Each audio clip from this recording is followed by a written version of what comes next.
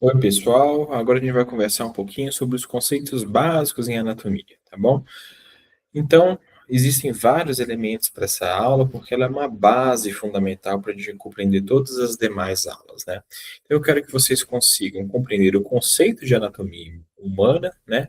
Diferenciar estudo da anatomia, identificar o padrão da posição e terminologia anatômica, né, o dicionário básico para a gente falar em anatomia, analisar as problemáticas no uso de epônimos, que a gente vai ver o que que é isso, reconhecer as principais partes e regiões do corpo, reconhecer os planos e cortes anatômicos, comparar estruturas a partir dos termos anatômicos, diferenciar os conceitos de normalidade, variação, anomalia e monstruosidade, e avaliar aí os fatores de variação anatômica. Bom, muito bem.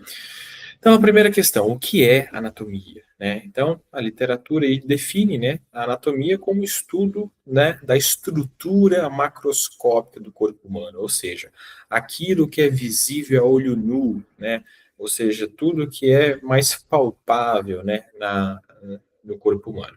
A anatomia, classicamente, ela foi sempre estudada, né, e desenvolvida pela dissecção ou dissecação de corpos, né, para poder examinar a estrutura do corpo humano, né, e ela, com o tempo, se desdobrou em mais ciências, né, e a anatomia humana, propriamente dita hoje, ficou atrelada ao estudo da macroscopia, né?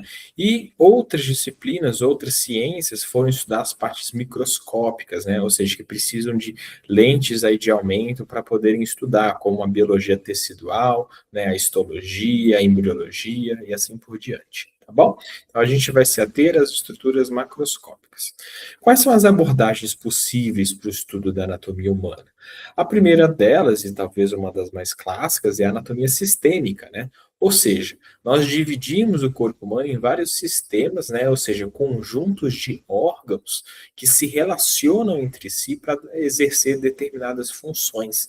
Então, sistema cardiovascular, sistema respiratório, digestório e assim por diante, né?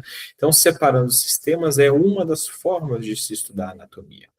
Existe a anatomia regional ou topográfica, ou seja, ela estuda o corpo humano por partes, né, vendo as relações entre órgãos de diferentes sistemas numa mesma região. Então, por exemplo, aqui nós temos a região abdominal, né, o abdômen visto por dentro. E aqui nós vemos órgãos, né, do sistema urinário, do sistema cardiovascular, do sistema muscular, né, e a gente estuda nessa região a relação entre as estruturas. Veja que uma abordagem de estudo não exclui a outra, elas são complementares para uma melhor compreensão da anatomia. Bom, existe a anatomia palpatória, né, que é quando nós de fato manuseamos, manipulamos o corpo humano para identificar estruturas específicas que sejam palpáveis, né? Especialmente aí do aparelho locomotor, né? Os ossos, os músculos, né? Que são facilmente palpáveis. Muito bem. Existe também a anatomia clínica ou dita anatomia aplicada, ou seja, a gente não fica apenas descrevendo estruturas, né, e a sua forma, a sua relação com outras, a gente busca estudar as estruturas em torno da sua aplicação clínica, ou seja, por que é relevante de um determinado profissional de saúde saber sobre aquela estrutura. É nisso que se pauta a anatomia clínica. Buscar estudar as estruturas contextualizando com a sua aplicação prática, tá? E isso é fundamental na formação aí de profissionais de saúde. Muito bem. Daí, quais são as regras básicas para o estudo da anatomia humana?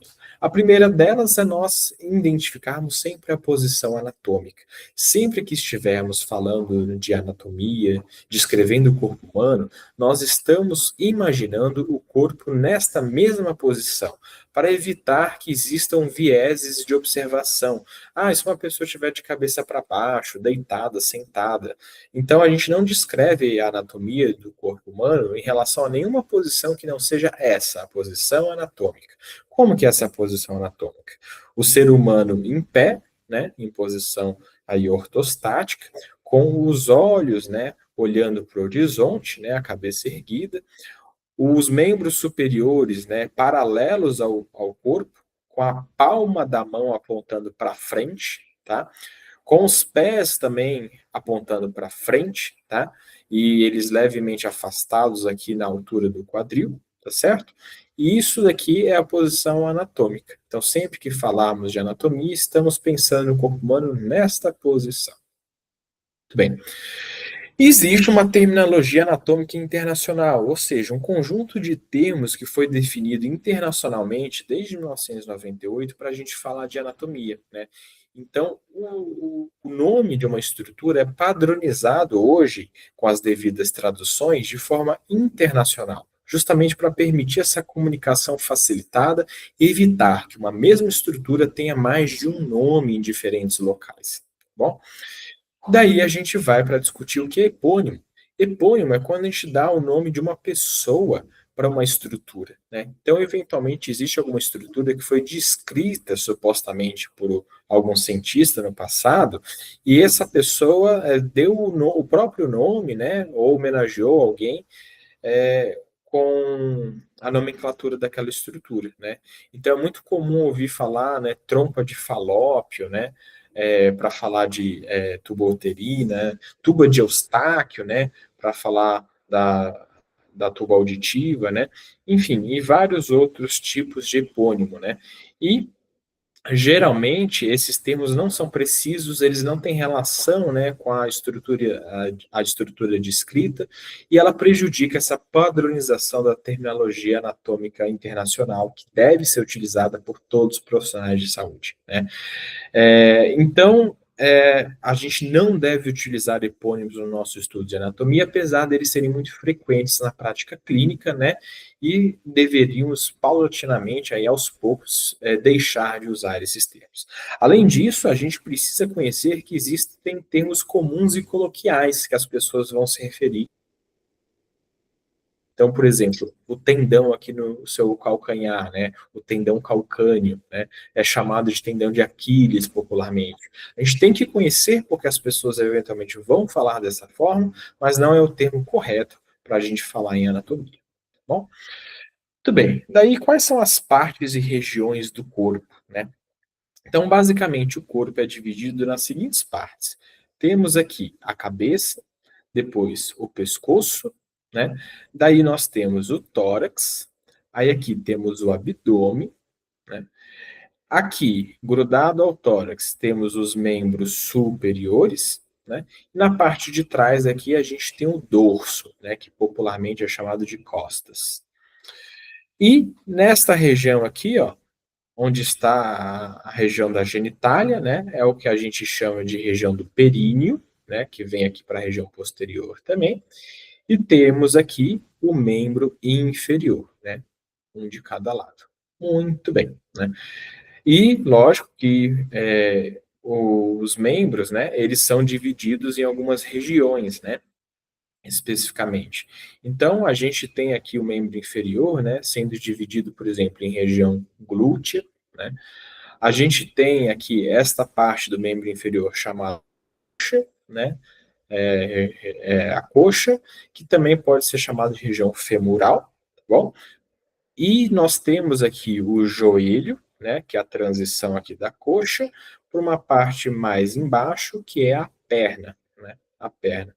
A perna também pode ser chamada de região crural, né? Crural. Daí a gente tem a transição entre a perna e o pé. Essa transição vai ser o tornozelo, né? Ou a gente pode chamar de região talocrural, né? Talocrural. E ainda temos o membro superior, que ele pode ser dividido aqui, né, nessa parte mais em cima chamado de braço, e essa parte aqui mais embaixo chamado de antebraço, né? Do ponto de vista anatômico, portanto, é incorreto chamar tudo isso daqui de braço. Tudo isso daqui é o membro superior, que é dividido em braço e antebraço. E é incorreto chamar tudo isso daqui, que é o membro inferior, de perna, porque existe a coxa, o joelho, a perna, o tornozelo e o pé, né? Então, só para nós termos maior especificidade do que a gente está chamando. Daí, quais são os planos anatômicos e os cortes anatômicos, né? Então, a gente vai ter que separar o corpo em algumas partes, eventualmente, para estudar. O primeiro plano que eu vou mostrar para vocês é o plano mediano. Imagine que existe uma folha de papel cortando você, bem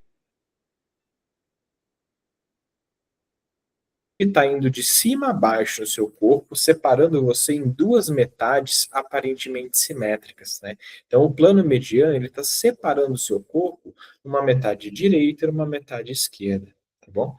Daí, qualquer plano que for paralelo a esse plano mediano, ou seja, que vai cortar você em duas metades não simétricas, pode ser chamado de um plano sagital, tá? De um plano sagital.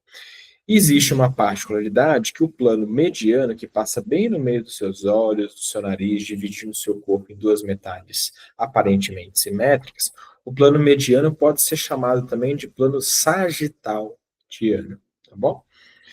Existe também o plano frontal ou plano coronal. Ele passa bem aqui no meio da sua cabeça, descendo ao longo do seu corpo e divide o seu corpo numa parte da frente e numa parte de trás, né? Bem mais ou menos a metade, tá? Existe, por fim, o plano transverso ou plano axial, que ele corta o seu corpo ao longo do eixo longitudinal em várias fatias, né? Isso é muito utilizado, às vezes, para descrição de exames de imagem, né? Como a tomografia, a ressonância magnética. Então, você pode cortar o corpo em várias fatias aqui, em planos transversais ou axiais, tá bom? Então, esse é o básico aí dos planos que a gente tem que conhecer. Existem dois cortes básicos também que são utilizados para a gente ver a anatomia ao longo do curso. Nós temos um corte que é chamado de corte longitudinal, quando ele acompanha o maior eixo, né, de uma certa parte do corpo. Né? Aqui, por exemplo, o membro inferior sendo cortado bem na metade, né, para um plano sagital, né, num eixo longitudinal. E existem cortes transversais, né, que cortam em relação ao menor eixo, né, na menor distância aqui de uma certa parte do corpo. Então, esses dois cortes eventualmente são muito utilizados para a gente visualizar as estruturas anatômicas. E para nós compararmos, né, a relação, né, entre estruturas, existem uma série de termos em anatomia para trazer mais precisão na nossa descrição. O primeiro dois termos é o termo superior e inferior, que é sinônimo, né, de cranial e caudal. Superior é quanto mais em cima está algo em relação a outra estrutura. Inferior é quanto mais embaixo está, né? Então, por que é usado o cranial de sinônimo de superior? Porque quanto mais próximo do crânio, mais superior é. E o inferior, né, pode ser chamado de caudal, ou seja, quanto mais próximo aqui do pé, mais inferior, tá certo? Existe o medial ou o lateral. Então, vamos pegar, por exemplo, em relação ao plano mediano, vai ter uma estrutura que vai estar mais próxima do centro e uma estrutura que vai estar mais próxima da lateral do seu corpo. O que está mais próximo do centro é uma estrutura medial. O que está mais distante do centro é uma estrutura lateral. Então, vamos para um exemplo, né? Se a gente pega aqui os dedos da mão na posição anatômica, né, veja que o primeiro dedo, né, também é chamado popularmente de polegar, né, o primeiro dedo ele é mais lateral do que o quinto dedo, também chamado de dedo mínimo, né. Então, o primeiro dedo é mais lateral do que o quinto dedo, né. O polegar é mais lateral do que o dedo mínimo, né. Então, é assim que a gente usa esses termos de medial e lateral. Existe o interno e externo, que é um pouquinho mais genérico, e aqui é pensando em relação à superfície. Quanto mais próximo da superfície do seu corpo, ou seja, da sua pele, mais externa a estrutura. E quanto mais próxima da parte interior do seu corpo, mais interna é essa estrutura, né? Então a gente pode falar aqui, por exemplo, que a pele, né, a pele, a epiderme, especificamente a primeira camada mais superficial, né, da pele, é mais externa do que a gordura, por exemplo, que é mais interna. Tá bom? Existem outros termos fundamentais também. O anterior versus posterior, né, que é sinônimo de ventral versus dorsal. Então, anterior é quanto mais próximo está da parte da frente do seu corpo, né? E posterior é quanto mais próximo está da parte de trás do seu corpo. Então, por exemplo, né, o seu abdômen é anterior em relação ao seu dorso, né? Ou seja, entre aspas, a barriga, né, o abdômen, está mais à frente do que as suas costas, o seu dorso, né? É assim que a gente usa esses termos. Existe o superficial, o intermédio e o profundo. O superficial, de novo, também é algo que está próximo da superfície. O profundo é algo que está mais próximo do centro do seu corpo. E o intermédio é utilizado quando uma estrutura está entre duas outras estruturas. Então, uma estrutura intermédia está entre algo superficial e algo profundo, por exemplo. Tá bom? E a gente pode falar aqui de proximal e distal, ou seja, pegando um membro aqui, por exemplo, o membro superior, a gente tem uma origem no membro aqui, da inserção dele, do tórax, né? Então o membro superior está inserido aqui no tórax, nessa parte que a gente pode chamar de origem, e tem uma parte aqui mais distante, né, da origem. Então, quanto mais uma estrutura está próxima da origem, né, do que você está falando, descrevendo, mais proximal ela é. Quanto mais distante da origem, mais distal ela é. Ou seja, a mão é mais distal do que o ombro, né? Dentro do membro superior aí, por exemplo. Tá bom? Muito bem. E existem os termos de lateralidade, ou seja, estruturas podem ser unilaterais ou bilaterais, né? Então você tem, por exemplo, os membros superiores que eles são bilaterais, existe um de cada lado, né? Mas a gente tem órgãos, né, por exemplo, o fígado, que ele vai estar apenas de um lado, ou seja, é uma estrutura unilateral e a gente só tem fígado do lado direito, né, do corpo humano, né? Lembre-se sempre que às vezes a gente se confunde, né? Porque o corpo humano, ele muitas vezes a gente descreve de forma espelhada para a gente, né?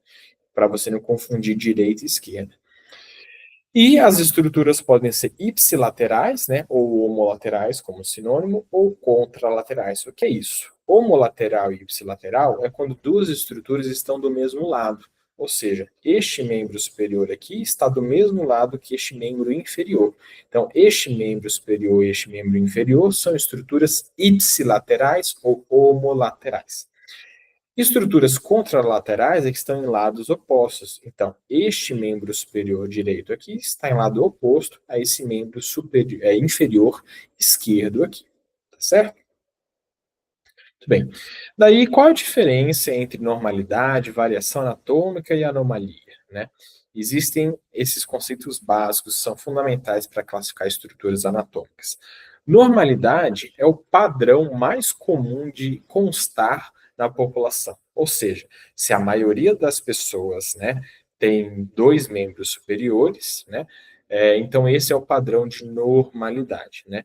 Veja que nem sempre a normalidade precisa ser mais de 50% da população, porque às vezes o padrão mais comum de alguma estrutura ser de certa forma pode ser, por exemplo, 40% da população. Então não é obrigatório que a normalidade seja mais da metade, né? Só que seja o padrão mais comum.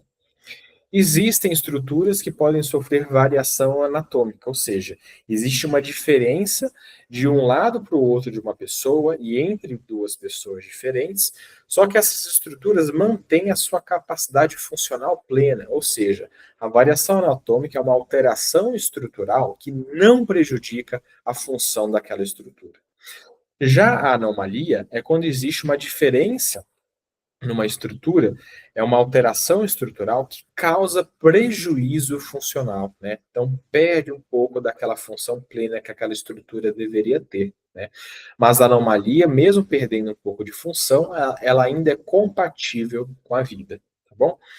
E a monstruosidade, né, é um termo um pouco estranho à primeira vista, mas do ponto de vista anatômico, monstruosidade é uma alteração estrutural incompatível com a vida. Não é só que prejudica a função. Alguém com essa alteração estrutural classificada como monstruosidade não poderá ter uma vida viável, né? Essa pessoa virá a falecer no desenvolvimento intraútero ou logo após o nascimento. Bom, E a elevada frequência das variações anatômicas é um dos principais motivos para estudo em cadáveres ser relevantes, né? Então, ao estudar cadáveres, a gente consegue, entre os cadáveres, visualizar essas variações anatômicas, que eventualmente são importantes para a formação do profissional de saúde. Tá bom?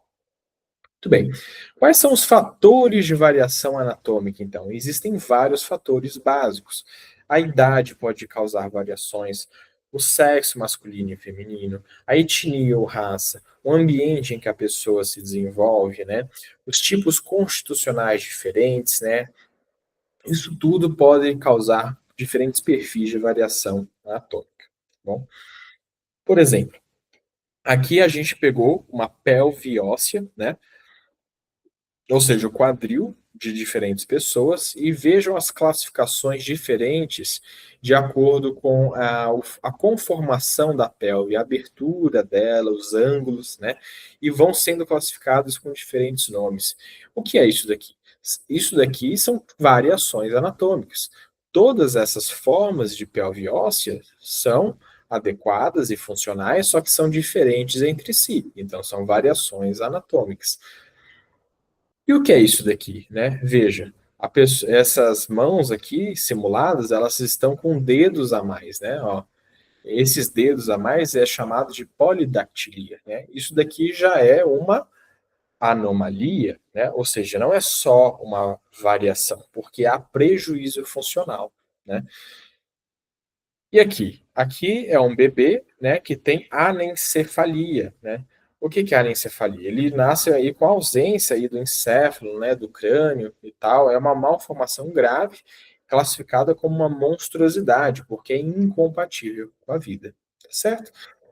Bom, pessoal, então esses foram os conceitos básicos e bons estudos para vocês.